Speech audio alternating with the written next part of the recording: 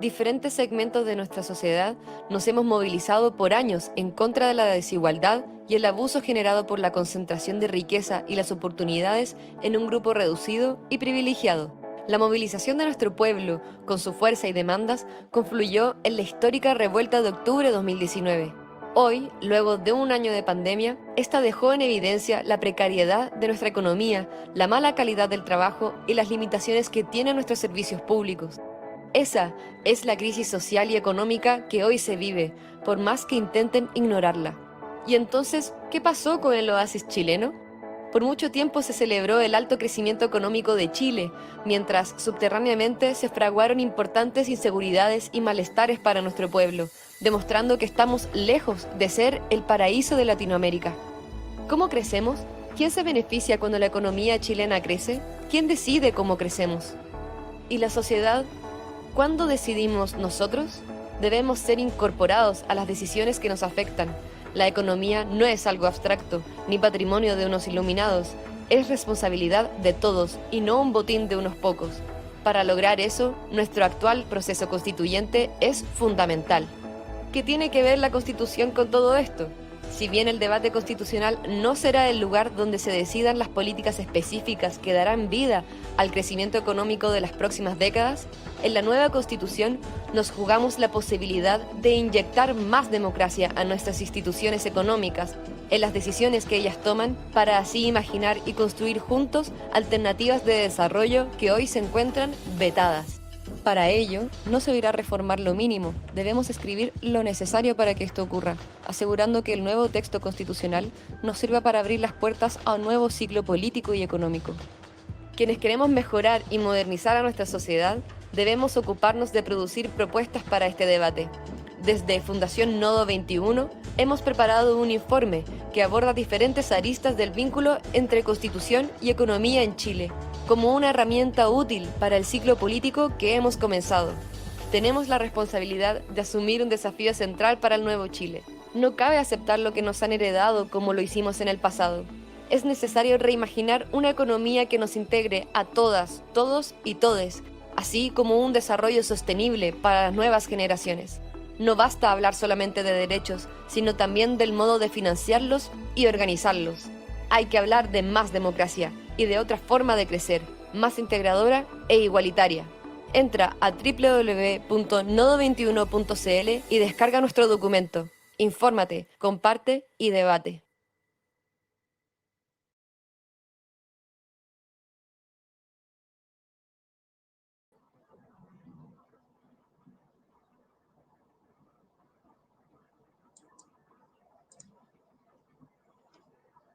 Ya nos vemos todos por ahí. Importantísimas preguntas las que planteaba el video inicial. Quisiera darles las buenas tardes y darles la bienvenida también a todos y todas a este foro que lleva un nombre indispensable, a democratizar la economía, así, con signos de exclamación para mostrar la urgencia de esta discusión. Esta es una iniciativa que nace de Fundación Nodo 21 a propósito del reporte Desarrollo Económico en Chile, Elementos Constituyentes, desarrollado por los investigadores Carlos Ruiz, también candidato a la Convención Constitucional por el Distrito 10, Felipe Ruiz y Sebastián Caviedes. Pueden encontrar sus resultados en el sitio web de Nodo, nodo21.cl. Pero más que comentar ese reporte, que da origen a esta conversación, que invitamos, por supuesto, a todos y a todas a leer, lo que queremos es abrir una conversación sobre lo que se juega en la nueva Constitución en un ámbito que nos han enseñado que está muy lejos del pueblo y de la ciudadanía, que es la economía y el funcionamiento de las instituciones económicas. Este ámbito, suelen decirnos, tiene que ser manejado por los técnicos y obedece a estructuras inamovibles que aseguran la estabilidad del país. Por supuesto, nada más lejos de la realidad. Diversos centros de pensamiento e intelectuales han hecho visible en el último año la enorme distancia entre la manera en que piensan y viven las élites política, económica y cultural y lo que le sucede al resto de la sociedad, a todos y todas nosotros. Pareciera que quienes tienen el poder no ven la fractura que todos los demás vemos en términos de acceso a derechos, de protección de la vida digna, de aseguramiento de condiciones que hagan la vida vivible.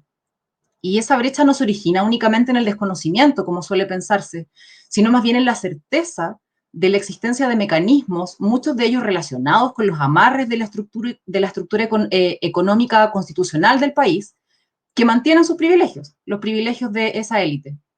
Eso es lo que no quieren cambiar. Y es sobre eso que hoy queremos discutir con las y los expertos que nos acompañan. Quiero partir por darle la bienvenida a Javiera Petersen. Ella es economista y magíster en análisis económico de la Universidad de Chile, magíster en gobernanza y políticas económicas globales de la Universidad de Londres y estudiante del doctorado en innovación y políticas públicas en UCL. Es además directora ejecutiva del Observatorio de Políticas Económicas OPES. También nos acompaña Andrés Giordano, fundador y dirigente del sindicato de la empresa Starbucks y de la primera línea sindical. Es candidato constituyente por el Distrito 8, que agrupa las comunas de Cerrillos, Colina, Estación Central, Lampa, Maipú, Pudahuel, Quilicura y Tiltil por la lista Apruebo Dignidad. También nos acompaña Jaime Baza, abogado, académico de Derecho Constitucional de la Universidad de Valparaíso y candidato constituyente por el Distrito 7, que agrupa a las comunas de Algarrobo, Cartagena, Casablanca, Concón, El Quisco, El Tao, Isla de Pascua, Juan Fernández, San Antonio, Santo Domingo, Valparaíso y Viña del Mar. Por supuesto, también nos acompaña Sebastián Caviedes, sociólogo y magíster en estudios latinoamericanos de la Universidad de Chile. Es investigador en el área de sociedad y economía de la Fundación Nodo 21 y coautor del estudio Desarrollo Económico en Chile, Elementos para el Debate Constituyente. Primero que todo, dada ya la bienvenida oficial a esta conversación, quisiera comentarle a nuestros panelistas que en honor al tiempo y para hacer más ágil la conversación, vamos a tener 2 rondas de preguntas y esperaríamos que ustedes puedan dar respuesta, solución e iluminarnos con sus reflexiones en un máximo de 8 a 10 minutos. Por favor, los voy a estar molestando con el tiempo. Entonces, vamos con la primera pregunta que, como les decía, espero que cada uno y cada una pueda responder desde sus determinados campos de experticia.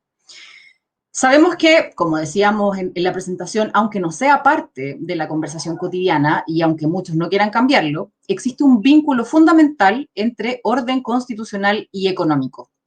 Es esa relación precisamente la que clausura la decisión ciudadana en materia de soberanía de ciertos recursos naturales, por ejemplo, la creación y administración de empresas públicas, la política monetaria o incluso nuestro sistema tributario. En resumen, son los elementos que nos han llevado a la crisis actual que se ha acentuado con la pandemia. Una crisis gatillada por bajo crecimiento, desempleo, subordinación de las y los trabajadores, una economía muy concentrada, entre otros factores. A modo de diagnóstico para ustedes, ¿cuáles son los principales cierres democráticos en Chile en materia de política económica y que ustedes creen que están a la base de esta crisis y que pueden ser corregidos en la nueva Constitución? Abre esta ronda Sebastián.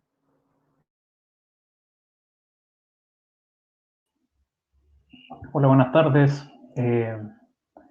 Muchas gracias. Lo primero creo que aparte, y yo siendo parte de Nodo 21, es agradecer a los invitados, agradecer a Jennifer por la moderación, eh, invitar a los que nos están mirando, ¿no es cierto?, a buscar y analizar y leer, ¿no es cierto?, nuestro documento. Bueno, lo primero a señalar, ¿no?, ya que inicio yo y parto con el diagnóstico, es fundamentalmente tratar de explicar, yo diría, lo que son las tesis políticas que nosotros estamos tratando de proponer a través de esta lectura que hemos hecho en el documento que ha presentado ya Jennifer, ¿no?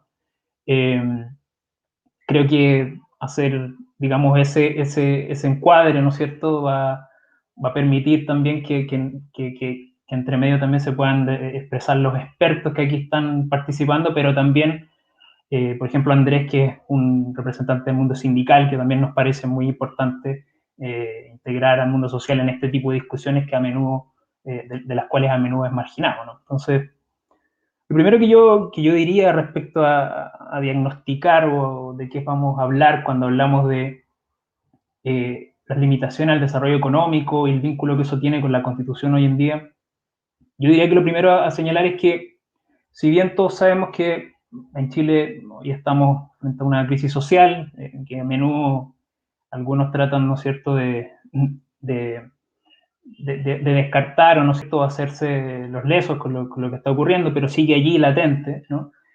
yo quisiera también defender, como parte del diagnóstico del equipo que me toca representar hoy, es que también hoy estamos frente a una crisis del modo en que hemos hecho las cosas en materia económica, ¿no? En los últimos 40 años, ¿no?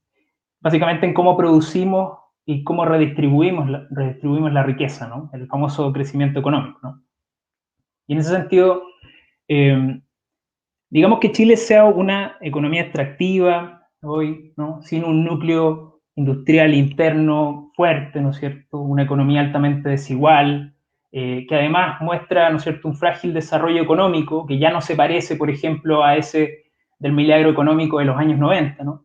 No es, por cierto, una situación transitoria, no se debe, digamos, a cuestiones necesariamente externas o que tengan que ver con, qué sé yo, las incertidumbres políticas, como es a menudo la forma en que se trata de explicar esos momentos de baja, ¿no es cierto?, del ciclo económico. En nuestro juicio, más bien, hablamos de que si la economía chilena está hoy como está, ¿no?, es producto de una opción política, ¿no?, en el sentido de que se ha anclado, ¿no es cierto?, a una forma particular de producir y distribuir, a una forma particular de insertarse en la economía mundial, siempre de manera pasiva, ¿no es cierto?, y en nombre de esa tan manida pequeñez de nuestra economía, ¿no? Entonces parece que en nombre de aquello debiéramos, ¿no es cierto?, insertarnos en el mundo soportando ser avasallados de todos los modos posibles,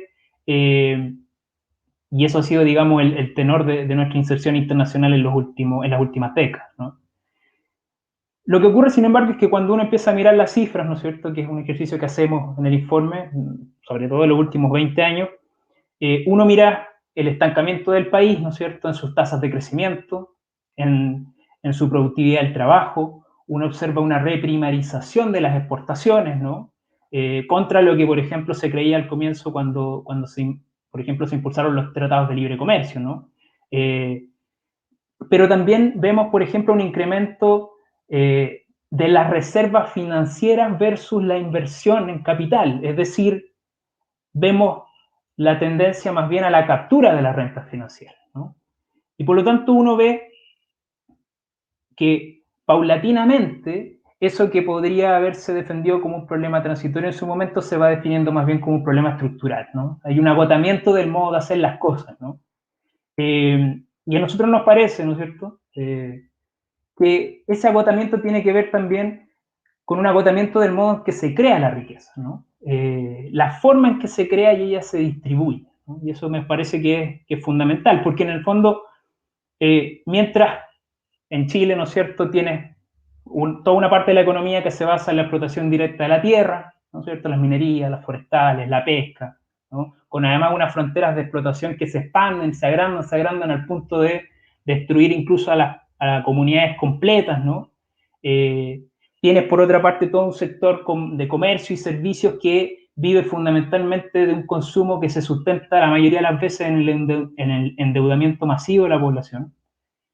Y tienes además toda una gama de propietarios, inversionistas, concesionarios privados de los servicios sociales, ¿no es cierto?, en este país donde se han privatizado los servicios sociales, porque además existe un Estado que ha construido negocios, ¿no es cierto?, sistemáticamente ha construido negocios a través de subsidios y garantías políticas en lugares tan disímiles o en sectores tan disímiles como la educación, la salud, las propias pensiones, pero también después en las variantes de las concesiones con las autopistas, los puertos, hasta cárceles acá se han concesionado, ¿no?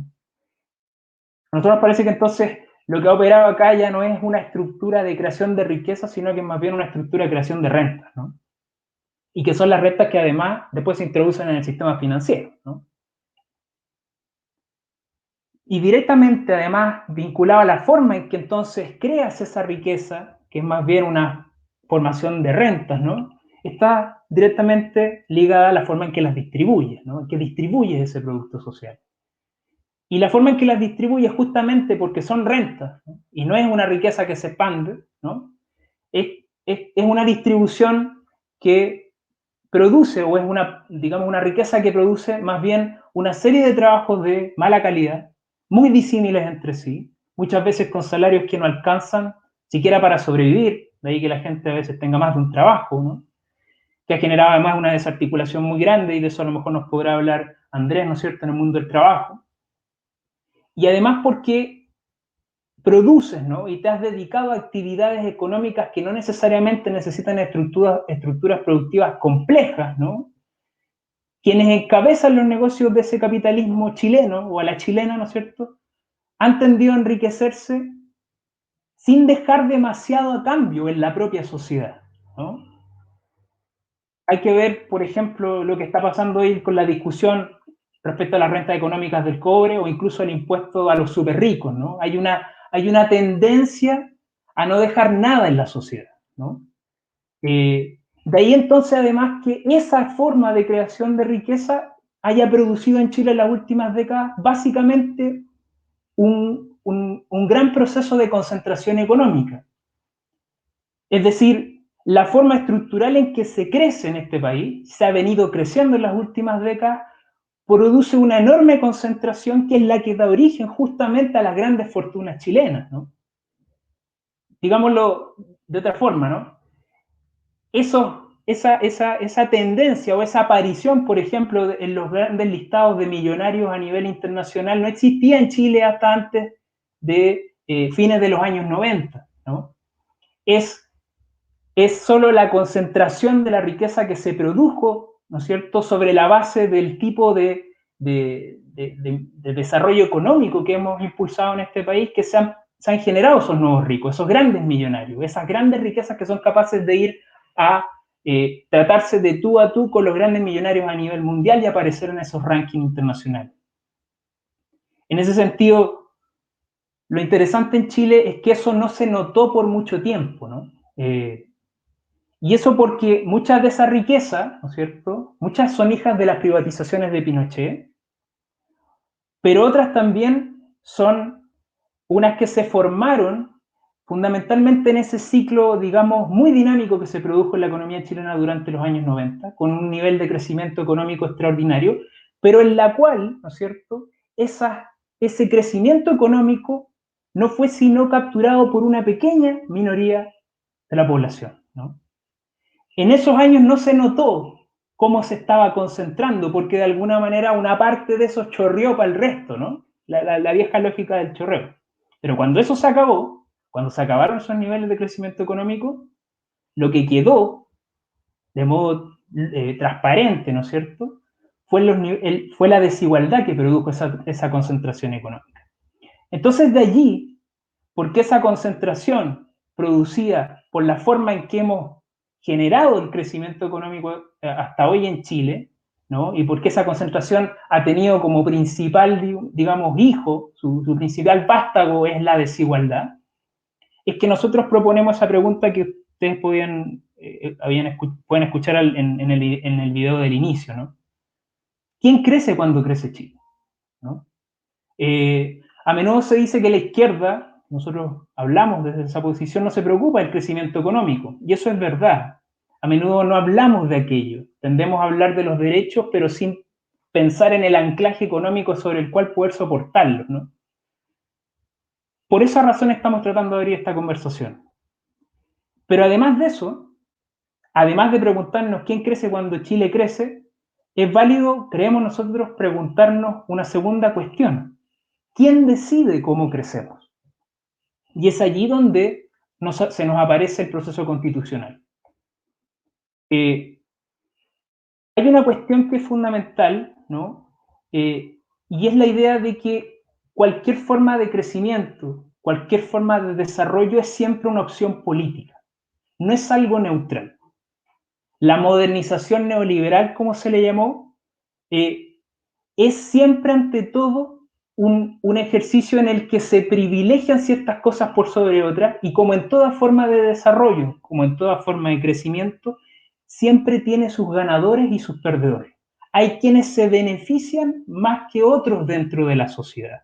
Y esa no es una pregunta obvia, no es una afirmación obvia más bien, porque es algo que a veces se olvida y tiende a naturalizarse, ¿no? No hay algo así como un proyecto de desarrollo benigno, ¿no? Siempre hay ganadores y perdedores. Y en el caso del desarrollo chileno, ¿no?, en la forma de desarrollo chileno, en la forma en que hemos crecido económicamente en los últimos años, a nosotros nos parece, ¿no es cierto?, que es posible, ¿no es cierto?, sobre la base de estas preguntas, ¿cómo crecemos? ¿Quién decide cómo crecemos?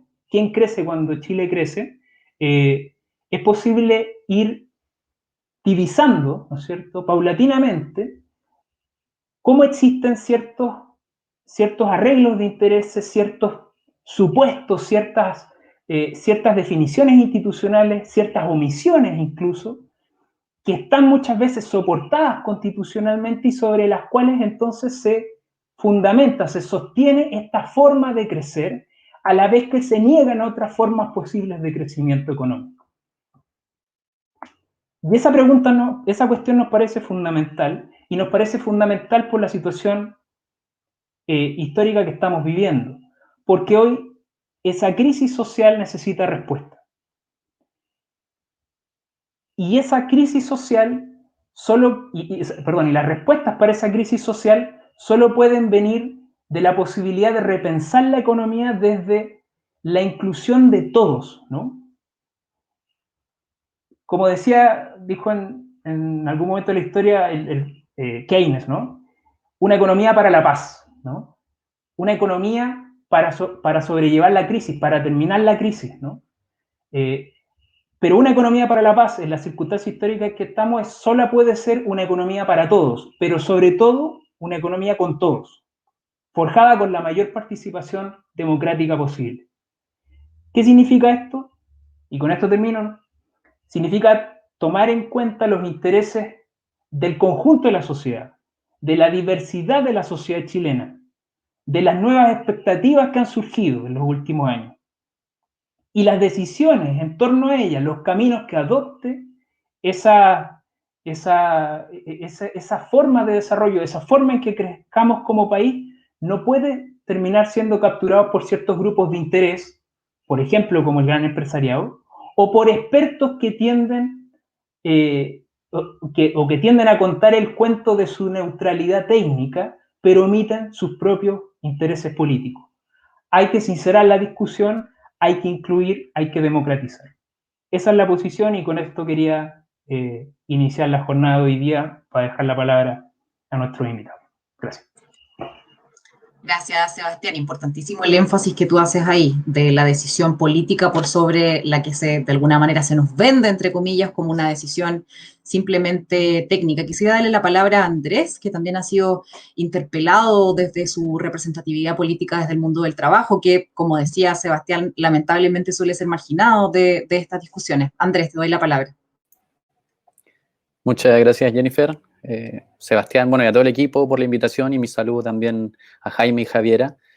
Efectivamente, lo primero que quiero decir es que es muy positivo que estemos dando estos debates de cara al escenario que nos toca hoy día enfrentar como sociedad, porque efectivamente hay un mito, ¿no?, de que es un área de discusión para la expertise, para la tecnocracia.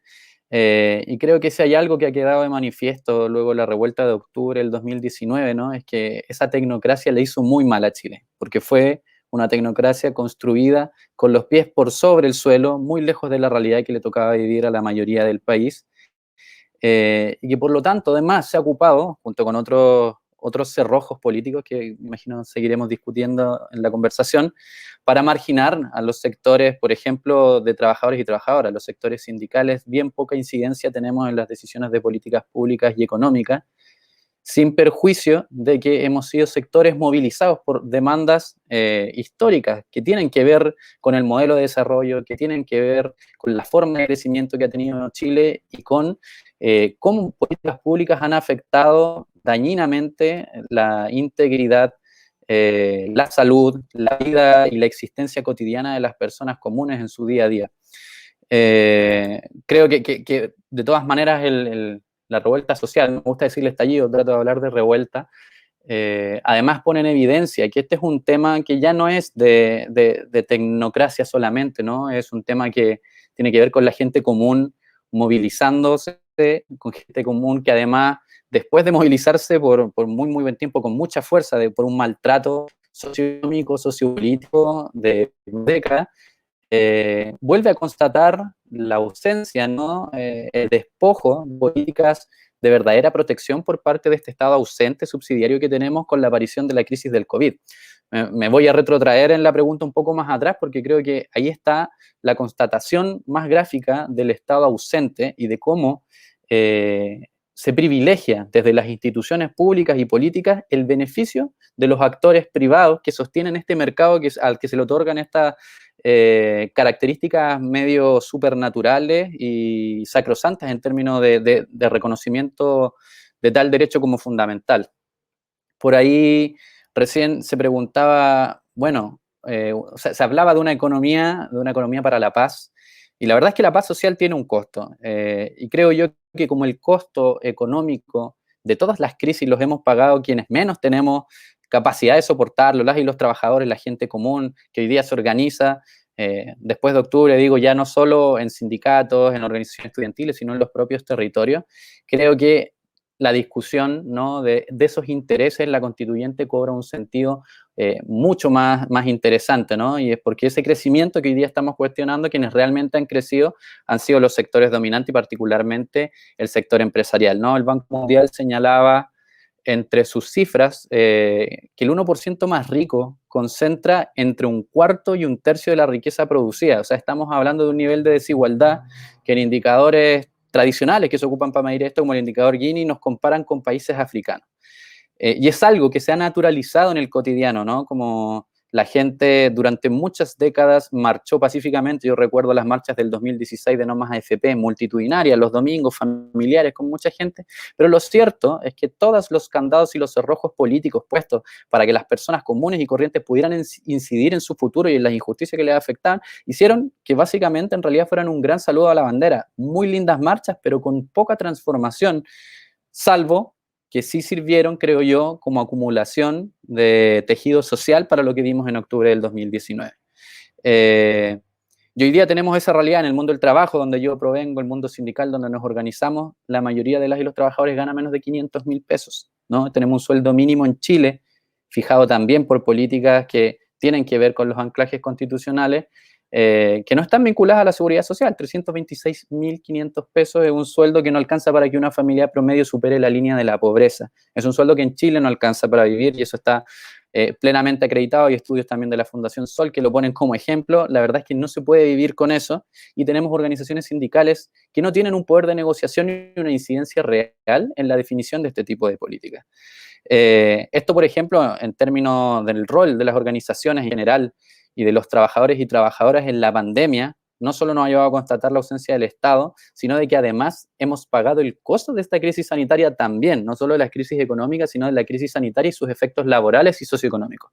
El retiro de la AFP, el tercer retiro que hoy día estamos discutiendo, la Ley de Protección del Empleo, es un mecanismo diseñado de una u otra manera al final por la institucionalidad del Estado ante la ausencia de otras políticas que le den a la gente un sustento digno para afrontar, por ejemplo, las medidas de restricción sanitaria que deberíamos tener en un país, dada la crisis sanitaria que tenemos. Y son transferencias directas de nuestra propia seguridad social, de nuestros ahorros en la seguridad social, pero yo evito también entrar en esa definición neoliberal de que es nuestra plata, no, de nuestra seguridad social, al gran capital y a las fortunas que tú mencionabas que han estado creciendo durante todo este tiempo, la de Luxich y la del presidente Piñera, entre todos los grandes grupos económicos. Entonces, esa constatación, creo yo, tiene mucho sentido para el debate constituyente y creo que el rol del mundo del trabajo es muy esencial porque precisamente estos sectores son los que se han ido organizando y hicieron posible que hoy día estemos discutiendo la posibilidad de transformar las reglas del juego y este entramaje que significa la Constitución, cómo regula nuestra vida cotidiana. Ya, solo para mencionar algunos datos adicionales, en el manejo de la pandemia, además, el Estado ausente mantuvo a 500 de los 600 rubros que están en el Servicio de Impuestos Internos considerados como esenciales. Ahí nosotros tenemos tremenda pelea que hemos dado desde el 2020 a la fecha, porque a pesar de que somos trabajadores, trabajadoras considerados como esenciales por vender un frappuccino, por vender un café o en el McDonald's, por vender una hamburguesa, no tenemos, por ejemplo, acceso a vacunaciones. Muchos de estos tipos de trabajos no tienen ni siquiera organizaciones sindicales porque la propia ley restringe las posibilidades organizativas que tienen los trabajadores y trabajadoras en estos espacios y la gran mayoría gana el sueldo mínimo. Es decir, existe una contradicción esencial, que fue algo que discutimos además y publicamos hace un tiempo en una nota para dar cuenta de que en realidad lo que tenemos es la constatación no solo de un gobierno muy neoliberal, sino además de una estructura que abandona a la gente común.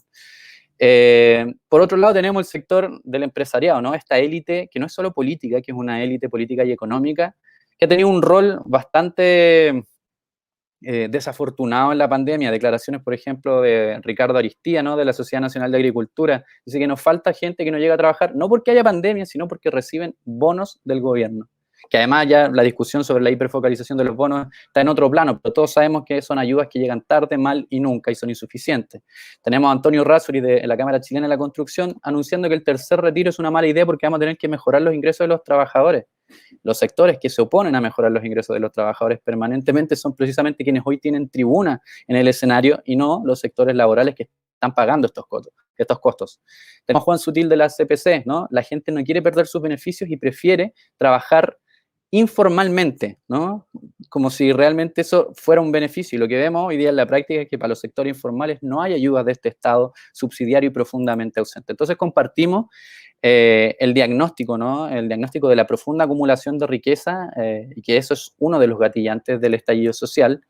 Quisiera agregar a ese diagnóstico que lamentablemente además los sectores organizados no tienen un peso democrático, una incidencia, no solo los sindicatos, sino cualquier tipo de organización en el país, ¿no? El poder se ha delegado en la estructura democrática y no existen formas donde realmente, salvo contadas excepciones, se pueda tener una influencia en las decisiones que nos terminan afectando a nosotras y nosotros.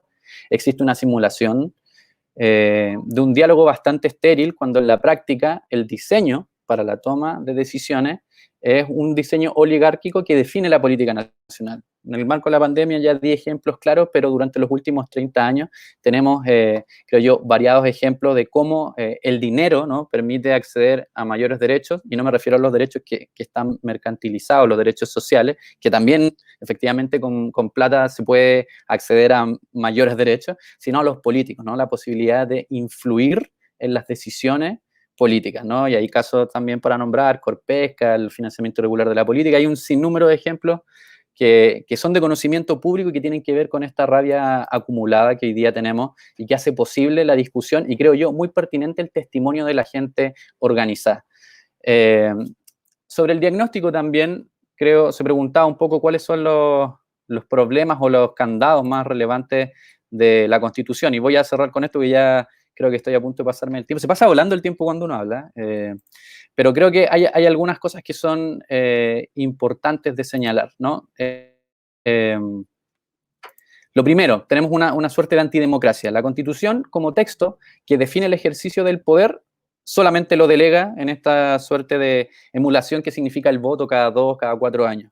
¿Ya? Entonces, sin decirlo textualmente, tenemos una Constitución que modela a un Estado subsidiario, un Estado que solo interviene, por ejemplo, en la provisión de bienes y servicios en aquellos casos en que los particulares no pueden o deciden no hacerlo. Y eso significa entregarle estos servicios a la mano a privados, a grandes empresas que hoy día han ido acumulando una gran riqueza como la que ya se ha mencionado. Asimismo, como decía, le otorga este rol medio supernatural, regulador al mercado, ¿no? Como proveedor de estos derechos que se encuentran transados como bienes de consumo. Y eso es una crisis fundamental a la hora de querer transformar la lógica del Estado. Nosotros decimos en nuestro programa un Estado solidario que garantice ciertos derechos. Pero además le otorga un gran rol a la propiedad privada. Y acá hay un sinnúmero de mitos que despejar, pero yo creo que hay que atreverse a decir que la propiedad privada hoy día tiene que ser tocada, y cuando hablamos de la propiedad privada, una vez se lo escuché esto a Jaime, ¿no? En un programa en CNN, no hablamos de la propiedad privada de no sé, el mouse, ¿no? Hablamos de la gran propiedad privada que pone en riesgo el bienestar común, que pone en riesgo, por ejemplo, el acceso al agua, que pone en riesgo el acceso a pensiones dignas, que pone en riesgo el acceso a la salud. Y nos parece que en ese sentido hay que avanzar hacia un Estado que pueda efectivamente tener un rol de Estado empresario, ¿no? Y parte del diagnóstico además que hace la Fundación, ¿no? Y finalmente, como para ir terminando un poco con este diagnóstico, quisiera mencionar que hay una tercera dimensión que tiene que ver con el acceso a la democracia, ¿no? Desde las organizaciones sociales, ¿no? De qué manera podemos otorgar dentro de este marco de la discusión económica también derechos que generen al propio poder organizativo, y en este caso me refiero puntualmente a los sindicatos, la posibilidad de correr el cerco de lo que significa la generación de riqueza por parte de quienes mismos la generan. Y eso es algo en lo que voy a andar en mi próxima intervención, pero me interesa mucho hablar de la libertad sindical, del derecho a afiliarse en organizaciones y negociar colectivamente de manera real, no solo como existe en Chile con un sinnúmero de restricciones, y con un derecho a huelga que permita de una u otra manera ponernos de frente desde el mundo del trabajo al capital para generar transformaciones desde nuestra propia organización. Muchas gracias, Andrés. Ahí tú haces un guiño en las declaraciones de los líderes empresariales de esta semana y que configura un contexto en que no solo se niegan los derechos más básicos a las y los trabajadores, sino que además se enrostra esa condición desde esos liderazgos. Javiera, te doy la palabra. En esta primera ronda inicial de diagnóstico, relación entre economía y constitución y también lo que tú consideras que son las principales trabas para la democratización de este proceso. Gracias, Jennifer. Bueno, y aprovecho también de saludar a Sebastián, Andrés y a Jaime y darle las gracias de nuevo a Nodo 21 por estar generando nuevos espacios de discusión económica, de democratización sobre estos debates, porque creo que ya Sebastián y Andrés han expresado claramente que finalmente hoy día estamos discutiendo también la crisis del modelo en Chile, pero también la crisis del sistema económico a nivel mundial. Hoy día la pandemia no ha hecho más que destapar crisis estructurales del modelo, y creo que uno de los principios que pone más en jaque esta crisis es que el capitalismo ha funcionado justamente con la lógica de la socialización de todas las ganancias, la socialización de todos los costos y la privatización de todas las ganancias. Y eso yo creo que resume bien un poco la demanda por la democratización en las instituciones económicas, y para poder, nosotros desde OPES, desde hace un tiempo ya que venimos demandando que para poder realmente avanzar a una democratización económica es necesario también avanzar en la democratización del pensamiento económico, y espacios como este son muy importantes justamente para poder ir demistificando ciertas verdades que se instalan como que fuesen realmente una verdad totalmente revelada, pero cuando uno empieza finalmente a desmenuzar qué es lo que hay detrás, se caen varios de los pilares que hoy día sostienen al modelo.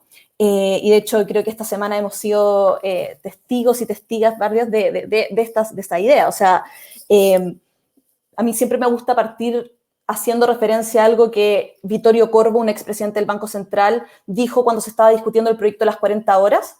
Él dijo que si es que Chile aprobaba las 40 horas, se iba a ir directo al subdesarrollo. Por supuesto, sin argumentar nada más profundo, porque normalmente a gente como Vittorio Corvo no se les suele preguntar cuáles son las cifras, cuáles son los argumentos detrás, sino que son autoridades que ya están totalmente como ellos, a eso se les permiten finalmente hablar de economía. Pero Andrés mencionaba un par de otros ejemplos que hoy día, esta semana vimos, pensando en estos hilos que han ido construyendo los límites del debate económico que son tan necesarios empezar a soltar para poder empezar a hablar de alternativas al modelo que realmente sean ganadas desde las mayorías. Creo que lo que Antonio Errázuriz dijo, muy en línea con esta idea de que finalmente los trabajadores, si es que reciben más ayuda del gobierno, no van a ir a buscar empleo porque finalmente están cómodos con las ayudas que llegan, y más allá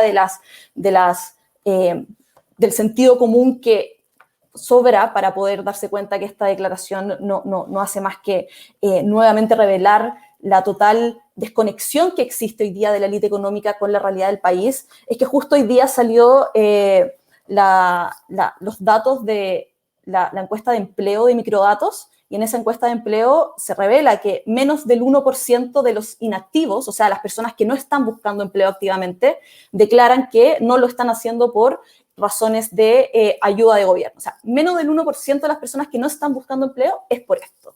Y la gran mayoría es porque, o sea, la gran crisis de cuidados que hoy día nosotros tenemos a raíz de la pandemia, simplemente porque hoy día no existe empleo, son razones también mucho más fundadas para poder decir que la gente no está finalmente siendo activa en el mercado laboral.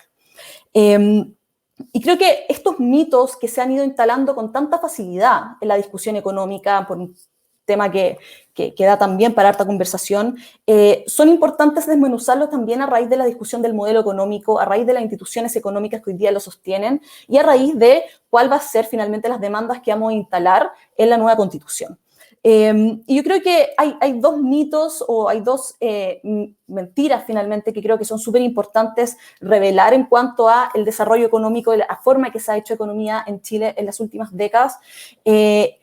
El primero de ellos es algo que también ya se mencionaba con esta idea de Chile siendo el jaguar de Latinoamérica o el oasis de América Latina, o que finalmente el modelo económico de Chile estaba todo perfecto, y que sí, hay personas que siguen diciendo eso y que hay que solamente ajustar ciertos cánones. Pero cuando uno va a la dimensión puramente económica de lo que sería el modelo, la verdad es que el fracaso se ve con las cifras súper simples. O sea, cuando uno, por ejemplo, analiza la convergencia económica es un indicador relativo de los países frente a ciertas fronteras tecnológicas internacionales.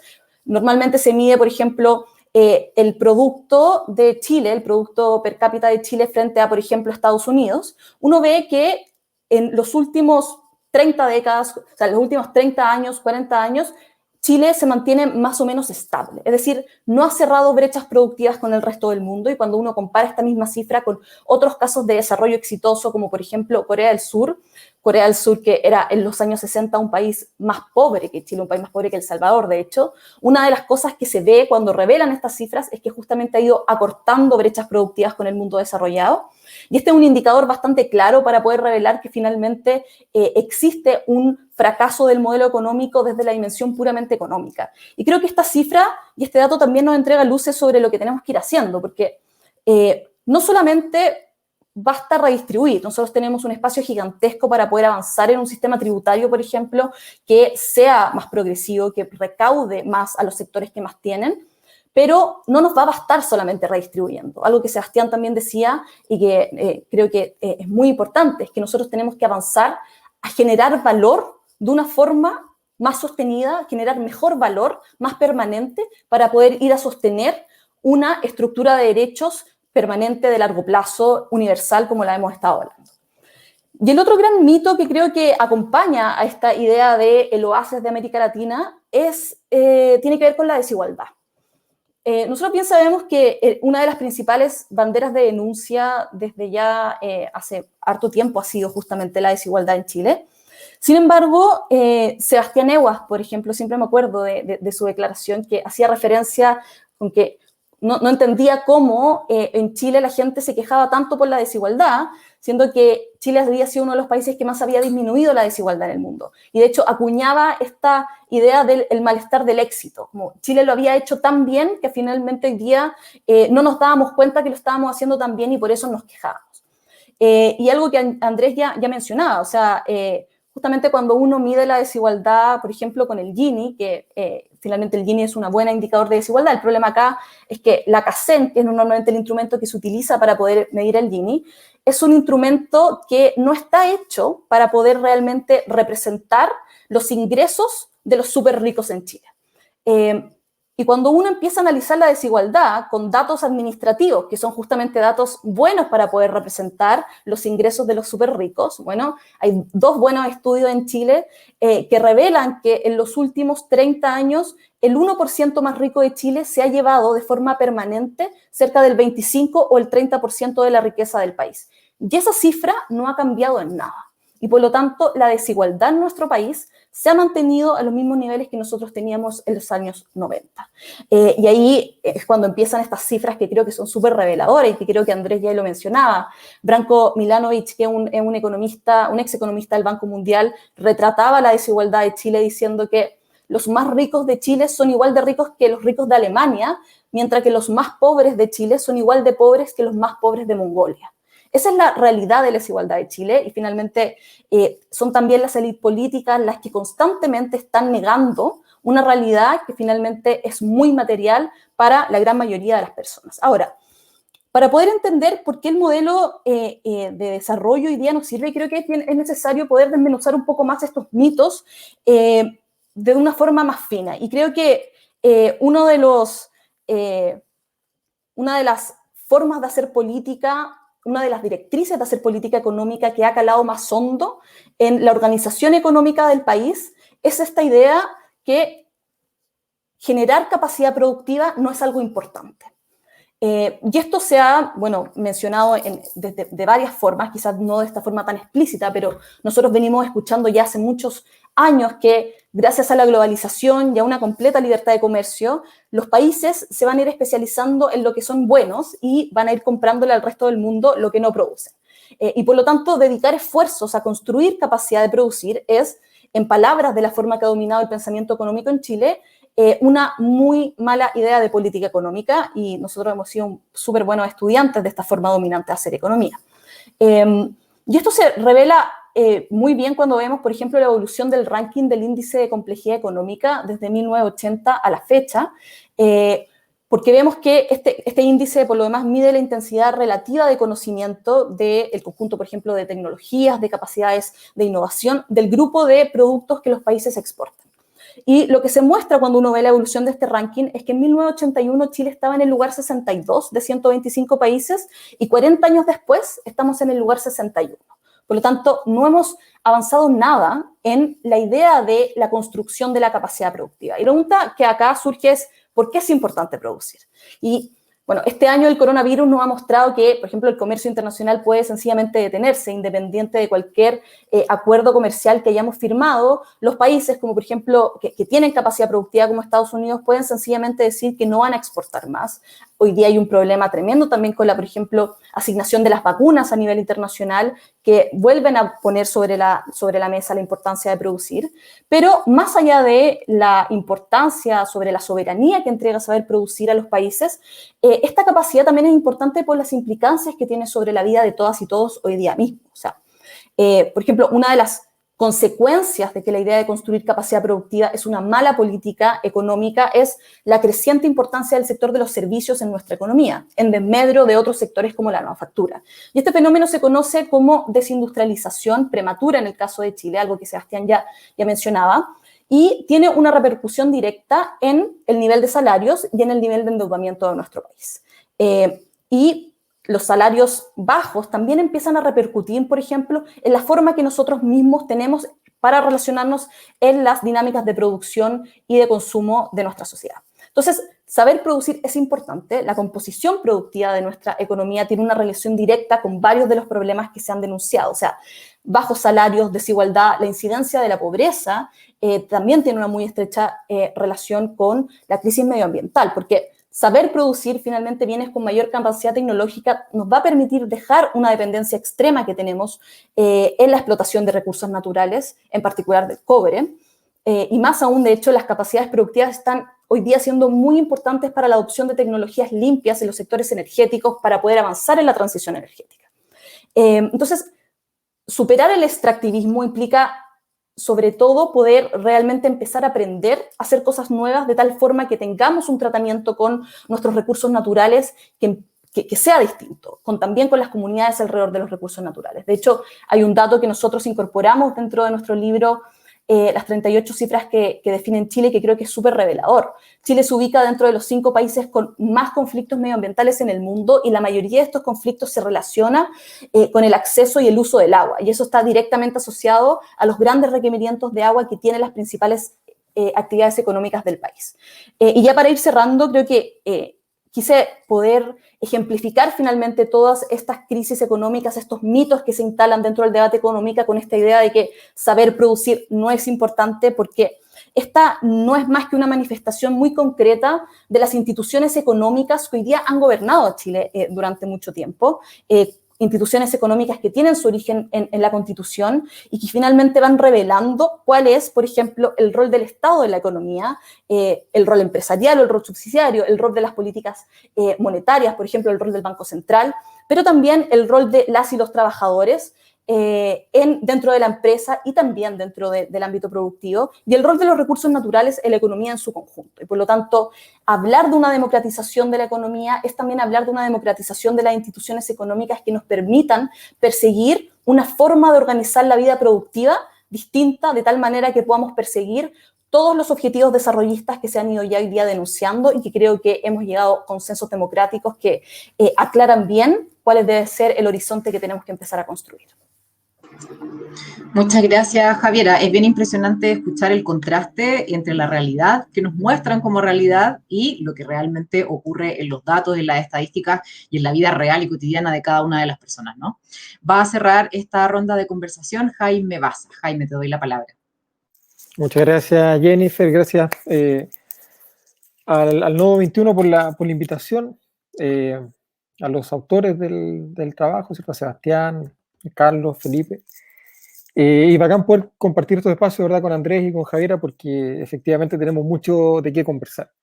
A propósito de mitos y de mentiras, la campaña del rechazo insistió mucho en que la Constitución no era importante en la vida cotidiana de las personas, que en realidad el orden constitucional no tenía un impacto significativo en el orden económico, en el orden social. Y sin embargo, el 13 de septiembre del 73, con la moneda todavía humeando literalmente, la Junta convocó por primera vez a la comisión que iba a redactar la nueva Constitución. La Constitución política de Chile, la todavía vigente, a la que le queda poco, ¿verdad? Esperemos, es una piedra fundamental para la implementación de ese programa de diseño social que llevó adelante la Cuando convocamos a hablar de economía y constitución, cuando nos convocamos a preguntarnos por los principales cierres democráticos, ¿verdad?, que la Constitución tiene frente a la economía, frente al desarrollo económico del país, no podemos perder de vista que la Constitución del 80 ha sido utilizada desde antes de ser redactada como un instrumento para la implementación de un determinado modelo de sociedad, para la implementación de un determinado modelo de desarrollo económico y social del país. Y digo desde antes de ser implementada o redactada la Constitución del 80, porque ya vemos las primeras políticas de Sergio de Castro, Ministerio de Economía, en el año 74. Las primeras normas constitucionales, ¿verdad?, redactadas en el año 76, famosas actas constitucionales. Más o menos parece, ¿no? Sí, estamos teniendo algunas dificultades técnicas. Alguien sugiere que quizá tienes una cierta compañía de distribución de Internet que no vamos a mencionar, que te está causando problemas. Pero no sé si quizá te puedes desconectar y volver a conectar, Jaime, para mejorar la estabilidad de la conexión.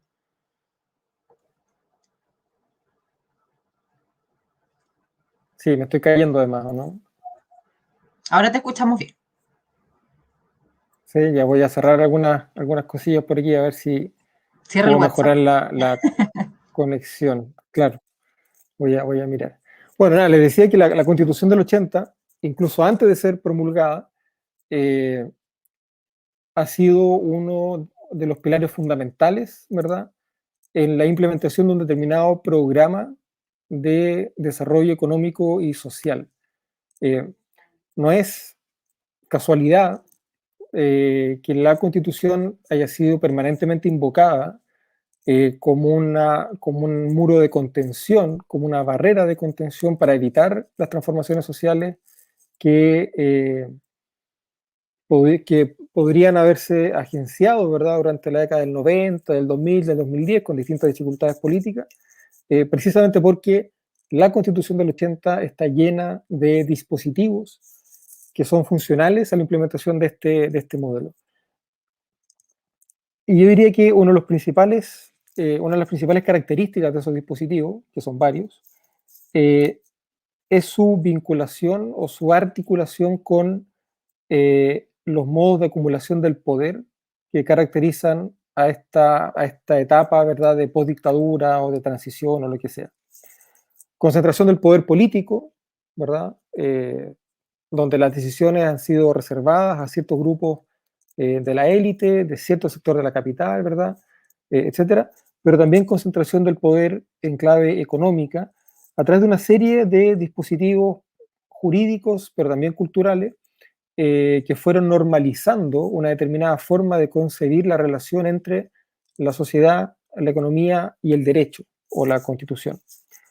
Por lo pronto, hay una protección de la libre iniciativa económica, por ejemplo, en la Constitución del 80, que no está pensada como una forma de incentivar la iniciativa económica, sino que principalmente para proteger a cierto tipo de actividades empresariales de la intromisión del Estado. No es una iniciativa económica, por ejemplo, pensada para la micro y pequeña empresa. No es una iniciativa económica pensada para las y los emprendedores. Es un tipo de iniciativa económica, la que está en el 19 número 22, pensada para una determinada forma de actividad económica, principalmente frente al Estado, principalmente para establecerle límites, ¿verdad?, a la intervención del Estado. Es un tipo de garantía constitucional que está pensada para quitarle atribuciones al Estado y asegurar que esas funciones puedan ser llevadas adelante, que esas actividades económicas puedan ser llevadas adelante por empresas privadas. Pero no es una protección a la libre iniciativa económica propiamente tal, sino que es una forma de proteger a este tipo de desarrollo económico, más de carteles, ¿verdad?, más de grandes empresas, que de proteger la iniciativa económica propiamente tal. Yo creo que ese elemento es súper interesante de analizar, porque permite entender cómo han operado desde el aparato político institucional, desde las interpretaciones del Tribunal Constitucional, desde las interpretaciones de la Corte Suprema, esas formas de acumulación del poder económico a través de la protección no de la empresa o de la libre empresa, sino que de la gran empresa, ¿verdad? Precisamente porque se entendió esa garantía constitucional como una forma de proteger al individuo del Estado, pero no como una forma de incentivar la participación económica o el emprendimiento económico. Yo creo que ese elemento, que no siempre está presente en los análisis de nuestro sector, es un elemento súper importante, súper interesante para entender cómo es que el orden constitucional ha sido funcional a la concentración y a la acumulación de la riqueza. Claro, sabemos que además hay una forma de privatización de los servicios sociales, además hay una forma de mercantilización de los derechos sociales con unos mecanismos de financiamiento estatal además bastante particulares, pero lo que es actividad económica se pensó prácticamente desde el principio, y así se ha implementado, como una forma para proteger al gran empresariado, a los grandes agentes de la actividad económica, de la actividad estatal. Y hay una segunda dimensión interesante a propósito de esos dispositivos, que es más bien de carácter cultural, que es presentar este diseño económico como si fuera algo normal, como si fuera algo natural, algo que no se puede cambiar, ¿verdad? Y la normalización de ese proyecto político, la normalización de ese proyecto constitucional ha terminado generando esa suerte de retroceso de la actividad económica del Estado, ha impedido la planificación estratégica de la actividad económica del país, pero específicamente el desarrollo económico que puede impulsar el Estado, y ha permitido consolidar una forma de actividad económica en clave extractivista, ¿verdad?, que no agrega valor, alguien lo decía hace un rato, que no genera valor para la sociedad, que simplemente genera ciertos flujos de recursos económicos que se van concentrando, ¿verdad?, en los grupos económicos de siempre, e impiden, por lo tanto, pensar ese desarrollo económico desde la innovación, desde el desarrollo tecnológico, incluso desde una eventual industrialización del país. Ese diseño ha generado un impacto muy significativo en la vida cotidiana de las personas, ¿verdad? No solamente porque nos ha marginado de la toma de decisiones políticas y económicas, sino porque ha configurado la vida cotidiana desde la mercantilización de los derechos, desde la precarización de la vida cotidiana, desde la privatización de los servicios sociales.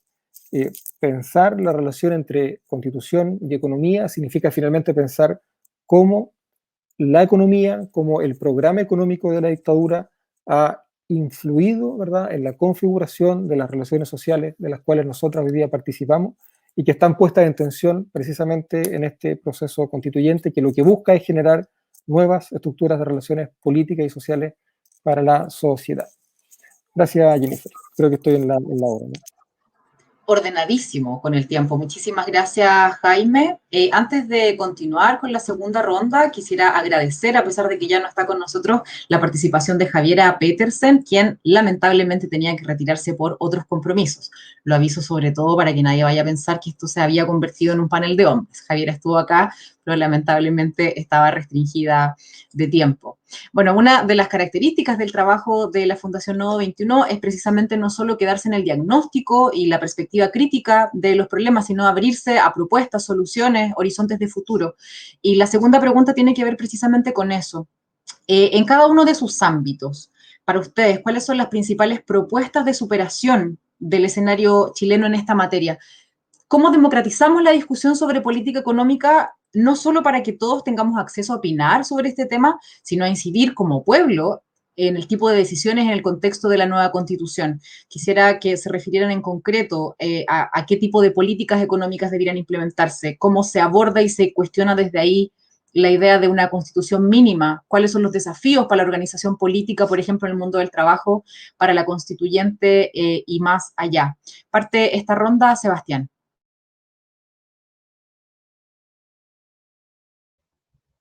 Sí. A ver, yo en realidad lo que me interesaría mucho y creo que es parte de lo que pudimos ver en la investigación, ¿no? Es a propósito de lo que señalaba ahora último Jaime, ¿no? Cómo uno va observando, ¿no? En el análisis, ¿no es cierto? En el caso del informe nosotros analizamos fundamentalmente 4 tipos de política económica, podríamos decir así, instituciones de la política económica: el ámbito monetario, el ámbito productivo, comercial y fiscal, digamos, ¿no? Presupuestario, tributario. Y lo que uno va viendo cuando hace esa lectura digamos, con la Constitución al lado, por así decirlo, es que te vas encontrando una serie de neutralizaciones de la democracia, ¿no? Lo que nosotros ahí llamamos las constricciones democráticas, ¿no? Es decir, hay diferentes caminos por los que de repente, digamos, a partir de la propia letra jurídica, digamos, se neutraliza la democracia misma, la posibilidad de la deliberación, ¿no? Democrática y del control democrático, digamos, de las instituciones económicas, ¿no? En ese sentido, siento que, y me parecía importante también plantear en este panel, cómo existen potenciales desafíos que uno tiene, ¿no es cierto?, para, digamos, que se abren en la medida en que se pueda, digamos, democratizar las instituciones democráticas, o sea, económicas a partir de la nueva Constitución, pero también existen algunos riesgos, ¿no? Y creo que en esos puntos claves uno debería poder, digamos, tener algo que decir, ¿no? Por ejemplo, quizás, y me tomo un ejemplo, ¿no? Hay una serie por ejemplo, quizás la forma, que también lo decía Andrés, ¿no?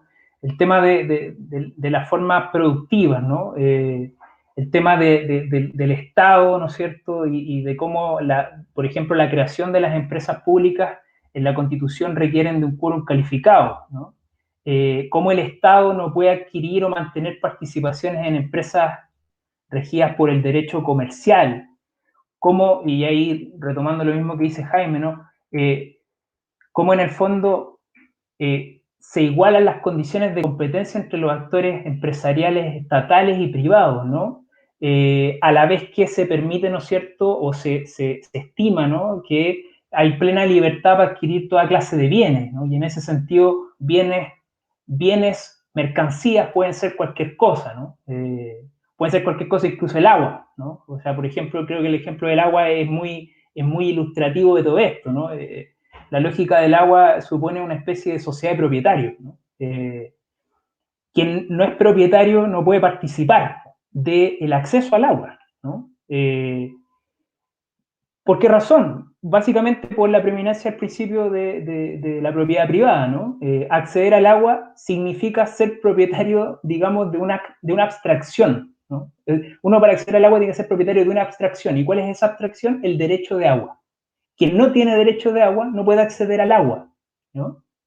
Entonces, el problema entonces no es acceder al agua, es acceder a esos derechos, ¿no? Y esos derechos, ¿no?, en tanto mercancía, son cosas que se pueden transar. Y cuando el agua se convierte en una mercancía, pasa lo que ocurre en Chile, ¿no? Que existe un mercado del agua, ¿no? Entonces uno puede transar derechos del agua. Y por cierto, cuando las cosas se someten a una, digamos, una racionalidad lucrativa, ¿no?, donde el interés público no pesa nada, ahí el que se impone es el que puede comprar más derechos de agua, ¿no? Y le quita el agua al resto. Entonces, hay una lógica, ¿no es cierto?, una especie de sociedad de propietarios que está pensada en esa constitución. Pero también hay una serie de otro tipo de neutralizaciones democráticas o de constricciones democráticas que tiene que ver con, digamos, de dónde proviene, ¿no es cierto?, sobre qué bases se definen ciertas decisiones, ¿no? Por ejemplo, ¿sobre qué bases se define la política comercial de este país? ¿No? Por ejemplo, ¿sobre qué base, ¿no?, se han definido los contenidos de los tratados de libre comercio? Hay un mito, que lo han dicho los otros panelistas, ¿no? Hay un mito muy extendido, que es esta cuestión de que porque las estructuras se profesionalizan, las estructuras burocráticas se profesionalizan, supuestamente tenderían a una cierta neutralidad, ¿no? A una cierta asepsia, por así decirlo, de intereses, ¿no? No habrían intereses políticos como tal en la medida en que se trata de profesionales, ¿no? Pero digamos, y con esas cuestiones, por ejemplo, se han sustentado cosas como los comités técnicos que definen una serie de cuestiones en la economía chilena. Por ejemplo, los comités técnicos que inciden en cómo se define el presupuesto fiscal en este país, que incluso, que en el fondo han derivado, y esto es lo interesante, ¿no?, en esa tendencia a una idea de profesionalización o de tecnificación que sería ajena a intereses políticos, ¿no? A intereses materiales, digamos. Lo que uno va encontrando en el análisis de las instituciones económicas, de la política económica, y cuando lo mira también a la luz de la Constitución, porque muchas de esas cuestiones tienen un anclaje constitucional, tienen un rango constitucional, es que uno se va encontrando una serie de consensos no dichos, ¿no?, consensos asumidos como tal, como decía Jaime, una especie de naturalización, ¿no?, pero también una serie de omisiones, ¿no? Hay cosas que se hacen porque siempre se han hecho así, ¿no?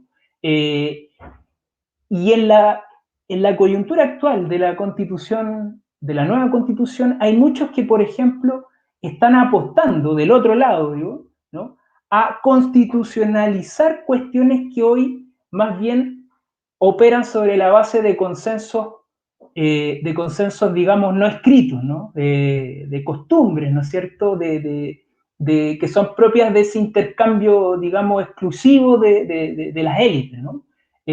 Por ejemplo, la constitucionalización de la regla fiscal. Hay sectores empresariales que han hablado derechamente de constitucionalizar la regla fiscal, que nace como, en Chile nació como una cuestión más bien que no tenía ninguna base legal. Después se legalizó el año 2006, surgiendo una ley de responsabilidad fiscal, ¿no? Pero no ha llegado a tener la limitación o el rango constitucional que hoy en día muchos quisieran entregarle del otro lado, digamos, de aquellos que van a ir a la Constitución a boicotearla. Entonces, lo que quiero decir, por lo tanto, es que hay unas posibilidades y unos riesgos que son latentes, ¿no? Y que solo van a poder, digamos, tener una salida en favor de la democracia, en favor de las mayorías, en la medida en que puedan democratizarse los espacios que van a incidir, digamos, en lo que pueda ser la Convención Constitucional, y en la medida en que de la Constitución salgan definiciones claras que permitan cierta redistribución del poder, ¿no? Como en el sentido de, como lo decía Andrés, ¿no es cierto?, de la posibilidad, digamos, de que la gente común pueda intervenir, ¿no es cierto?, pueda ser parte de estas discusiones, pueda, digamos, entregar las bases sobre las cuales se formulen las opciones económicas. Porque, y digamos, para cerrar este punto, ¿no? No es que uno esté en contra de la técnica, ¿no? No es que uno esté en contra de los técnicos, ¿no? En realidad, habría que decir que la técnica legítimamente puede ser utilizada para definir las opciones políticas y económicas, ¿no? Pero las preocupaciones sobre las cuales ellas se formulan y cuáles son finalmente escogidas es una decisión que proviene del proceso democrático y que no puede ser una decisión que provenga de, digamos, de la propia discusión de esas élites al interior de espacios que estén blindados a el ejercicio democrático, ¿no? En ese sentido, por lo tanto, yo en el fondo trataría de definir estos elementos. Me parece que son elementos cruciales, más allá del aspecto técnico, del detalle, pero quería poner ese punto respecto a las posibilidades, pero también a los peligros, ¿no es cierto?, que abre este proceso constitucional. Muchas gracias, Sebastián, por ese contexto político en el que tú enmarcas esta propuesta de soluciones, de cómo salir de este atolladero, de esta crisis, de responder a la pregunta inicial de este conversatorio, que es cómo democratizamos la economía y la participación de todas las personas en las decisiones y en las instituciones económicas en nuestro país. Andrés, te dejo la palabra, tus propuestas para salir de esto. Voy. Bueno, dos cosas. Voy a volver un segundito a anécdota a propósito de lo que estaba mencionando recién Sebastián. Ya hay un grupo de Instagram, hablando de estos sectores conservadores que buscan boicotear transformaciones en el proceso constituyente. Hay un grupo de Instagram que a lo mejor a Jaime también quizás lo contactaron, que anda abogando por la mantención tal cual está del Banco Central, y tienen una serie ahí de plantillas de figuras del conservadurismo económico chileno ahí apoyando la noción de que el Banco Central no puede tocarse en el proceso constituyente. Eso como un poco para revelar de que efectivamente lo que vamos a tener en el proceso constituyente, quienes lleguemos a ese espacio, va a ser una lucha importante de intereses bastante dicotómicos, no va a ser una cuestión fácil, digamos, con estampa democrática de acuerdo solamente, sino que se van a confrontar intereses que son muy contradictorios y que hoy día nos dan una posibilidad de transformar lo que significa una movilización histórica en un proceso de cambio en un país que hace mucho tiempo realmente no tiene la posibilidad de transformarse a sí mismo, de mirarse a sí mismo. También a propósito de la pregunta de Jennifer, ¿no? Quería comentar, porque mencionaste por ahí la idea de tener una constitución de mínimos. Yo, en alguna entrevista en El Mostrador, me parece, salió una cuña media sacada de contexto en donde yo mencionaba que lo peor que podría pasarnos es tener una constitución de mínimos. Claro, después varios amigos o amigas me dijeron, oye, eso no es lo peor que puede pasar. Efectivamente, hay un montón de cosas peores que pueden pasar en el escenario constituyente, pero lo que quise decir en la oportunidad es que hoy día no necesitamos, o sea, el riesgo de tener una constitución de mínimos es muy importante y lo que se necesita es una constitución de lo necesario. Y ahí un poco ya para entrar a responder, creo que como se hablaba de la técnica también, como se hablaba de la técnica, es muy importante que hoy día hay que validar los testimonios del mundo social, ¿no? Que no se me enoje Jaime, ¿no? Creo que la constituyente no es un lugar solo para constitucionalistas. De hecho, creo que no es un lugar para farándula, por ejemplo, que lamentablemente es un proceso que igual se ha visto bastante farandulizado, ni un lugar solo para la academia. Efectivamente, la técnica aparece después del objetivo. Y el objetivo, creo yo, deviene en general de la experiencia y de la vivencia en carne propia de estas injusticias que tiene un modelo en cuestión, en tensión, que dan cabida a estos testimonios políticos e ideológicos, que yo los resumiría en la superación de la desigualdad, ¿no? Y no solo la desigualdad económica, que tiene mucho que ver con los derechos sociales, sino que también con la desigualdad política, que creo que es parte importante de las soluciones que tenemos que ofrecer en el marco de este debate, ¿no? Y en ese caso nuestro testimonio tiene que ver con la interpelación al poder permanente. Nosotros como organización nos hemos tenido que enfrentar a una multinacional, nos hemos tenido que enfrentar a un gobierno que defiende los preceptos neoliberales que hoy día estamos cuestionando, y es una experiencia de organización que creo es muy válida para el proceso constituyente.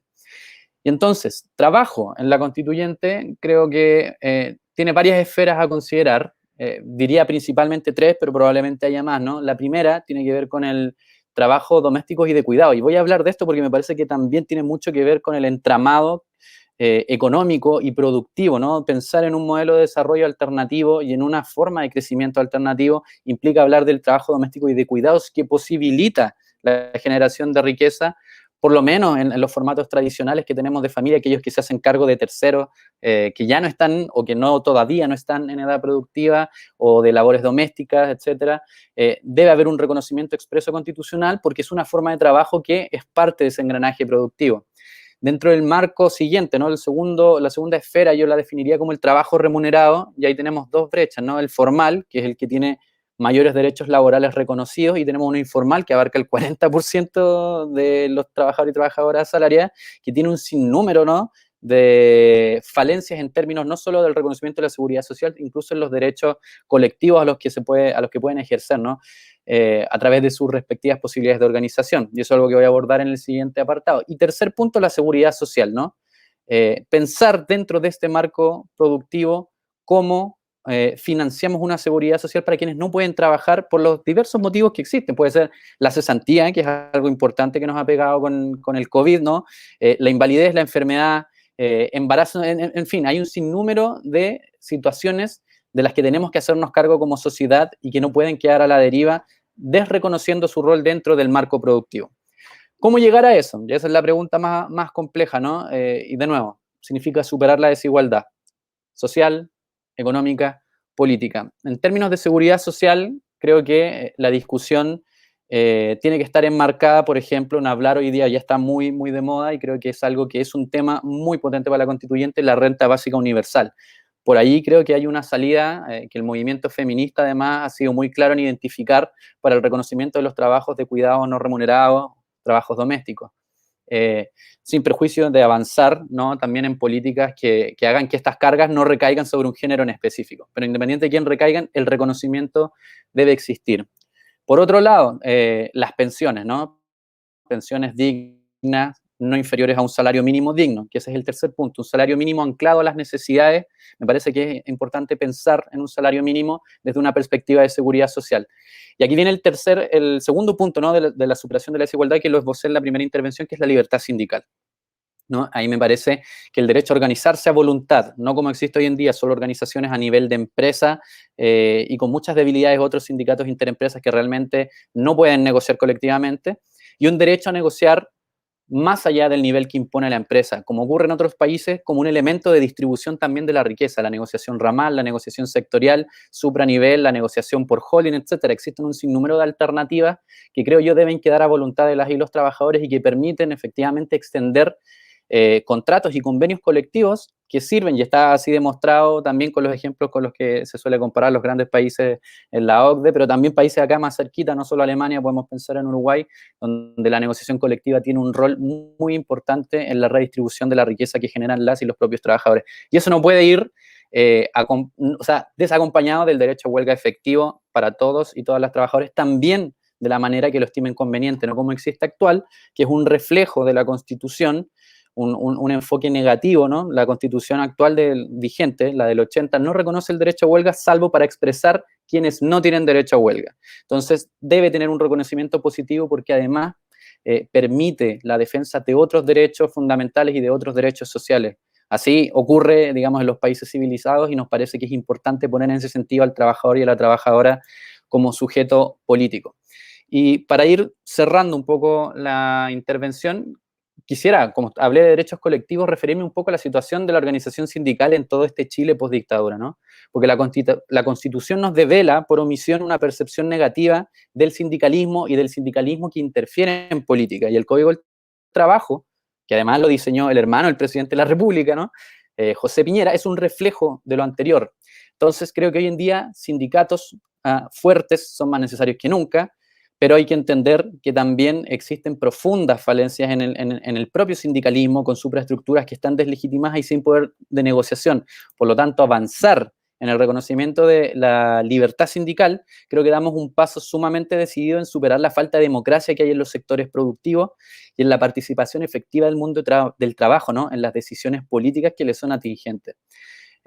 Finalmente, como última medida de cierre, me parece interesante hablar de la democratización de la política. Hablé de la democratización del trabajo, del espacio productivo, pero me parece que en términos constitucionales está súper claro y en eso nosotros tenemos bastante sintonía en nuestro programa con las ideas que se han expresado en el documento de Fundación Nodo 21, que significa eliminar los cerrojos, ¿no? Los quórums supramayoritarios sobre las instituciones que interfieren en la política económica, ¿no? Este Banco Central que está centrado en definir medidas del control de la inflación, pero que no rinde cuentas ni tiene vínculos con las políticas sociales de los determinados gobiernos, que en su autonomía, por ejemplo, tiene una restricción explícita para prestar financiamiento a los gobiernos de turno, ¿no? Nos parece que el Banco Central, una cosa es su autonomía y otra cosa es redefinir sus objetivos, por ejemplo, vincularlo al control del desempleo. Lo mismo ocurre con la idea del Estado empresario, terminar con los cerrojos que impiden, ¿no? Con enclave constitucional, con toda esta lógica de supraquórums, ¿no? Como que el Estado pueda interferir en la economía para diseñar una alternativa a lo que tenemos hoy en día, ¿no? Terminar con la segunda y tercera cámara, ¿no? Nos parece que debería haber un Congreso unicameral y que no deberíamos tener un tribunal constitucional, por lo menos en los términos que existe hoy en día, con la posibilidad de interferir en el proceso democrático como lo hace, y terminar también con el hiperpresidencialismo, ¿no? Que nos coloca presidentes como Piñera, que tienen superpoderes para definir el ritmo democrático, y también interferir en los procesos, enviar proyectos de ley que van en direcciones de avance para, por ejemplo, la población y terminan en Tribunal Constitucional, como es lo que está ocurriendo hoy día con el tercer retiro. Y con esto termino, juro que ahora me callo. Democracia radical. Esto me parece no solo para la constituyente, deben haber plebiscitos intermedios de carácter nacional, de carácter también local, para definir iniciativas que le sean importantes a la población que las va a recibir, ¿no? Que tienen que haber iniciativas populares de ley en el marco de la próxima constitución y de la próxima democracia y poder revocatorio, para que las autoridades no tengan chip libre permanente para hacer y deshacer y efectivamente pueda haber un control democrático desde las organizaciones y desde la sociedad civil. Eso. Terminaste corriendo, Andrés. Muchísimas gracias. Planteaste muchos temas estructurales, por supuesto, con un foco en la protección de los derechos sociales y políticos de las y los trabajadores, precisamente en esta discusión. Jaime Baza, te va a corresponder la misión de cerrar este conversatorio con tu intervención de 8 minutos. Bueno, esperemos que esta vez el internet no me traicione. Mira, yo creo que hay una serie de medidas que efectivamente podemos tomar para democratizar esta discusión en torno a la economía. Sebastián y Andrés ya han dicho varias cuestiones, varias ideas y propuestas concretas que yo creo que hay que considerar. Por lo pronto, a mí me parece que es clave poner sobre la mesa no solamente la necesidad de redistribuir la riqueza, sino también de generar riqueza. Y lo digo en esos términos porque estamos muy acostumbradas a escuchar en Chile que los recursos son limitados y las necesidades son ilimitadas. Y eso se repite como un mantra para justificar que no se haga nada. No, es que los recursos son limitados. Loco, ya sabemos que los recursos son limitados. Entonces, yo creo que es importante invertir la pregunta y formularla más o menos de la siguiente manera. Estas son nuestras necesidades. ¿Cómo las financiamos? ¿Qué es lo que uno hace en la casa? En la casa no es verdad que la cosa se administre en la clave tenemos recursos limitados, es más bien al revés. Cuando necesitamos algo, hacemos lo que sea necesario para financiarlo, ¿verdad? Y yo creo que esa es un poco la lógica con la cual debiéramos pensar la relación entre la política y la economía de aquí en adelante. Tenemos necesidades, pongámoslas sobre la mesa en materia de salud, educación, bueno, etc. Y ahora pensemos cómo financiar las necesidades que tiene el país, cómo establecemos una estructura presupuestaria que permita, por ejemplo, el acceso universal a los derechos fundamentales de carácter social. Y esa pregunta yo creo que abre de alguna manera una perspectiva distinta a las perspectivas a las cuales estamos acostumbrados. Y yo creo que hay 2 o 3 elementos, ¿verdad?, en esa apertura que yo creo que también hay que poner sobre la mesa para considerar. Primero, yo creo que es clave fortalecer las economías locales, ¿verdad? Un poco la misma lógica de entender que la libre iniciativa económica no puede ser solamente la libre iniciativa para las grandes empresas que le quitan espacios al Estado. La economía no puede ser solamente la gran economía del país. Tenemos que, un poco en la lógica de lo que decía Andrea hace un rato, tenemos que aprender de las prácticas políticas, las prácticas sociales y fortalecer las economías locales también. Un segundo punto que hemos estado también tratando de instalar desde la campaña es controvertir y cuestionar la frontera artificial, a mi juicio, que separa el trabajo productivo del trabajo reproductivo. Esa frontera es la que permite, de alguna manera, destinar a los hombres al trabajo productivo y a las mujeres al trabajo reproductivo. Esa distinción yo creo que le está haciendo daño al desarrollo económico del país, no solamente a la igualdad y a la inclusión social entre hombres y mujeres. Repensar esa frontera, ¿verdad?, y disolver la distribución sexual del trabajo también puede generar un fortalecimiento de la economía, una revitalización de la actividad económica distinta, ¿verdad? Precisamente porque abre un poco la discusión, abre un poco la conversación y permite visibilizar formas productivas y formas de participación en la actividad productiva distintas.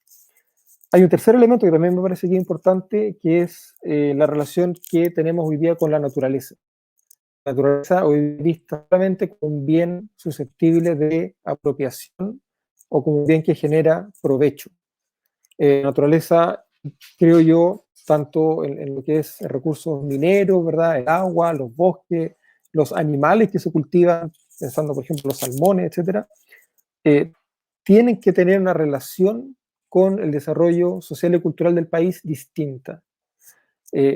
Esa forma de economía extractivista está dejando solamente miseria. Hay una forma de acumulación de la riqueza en torno a la actividad minera que simultáneamente va acompañada de una forma de concentración y de acumulación de la pobreza y de la miseria. Esas son las llamadas zonas de sacrificio. Y no tenemos un par de zonas de sacrificio en el país, tenemos decenas de zonas de sacrificio en el país, ¿verdad? Un modelo extractivista y de acumulación del poder que solo funciona gracias a la acumulación de la miseria. Es un poco lo que ocurre con la forma en la cual el modelo neoliberal se sostiene hoy día, en plena crisis social, por la fuerza.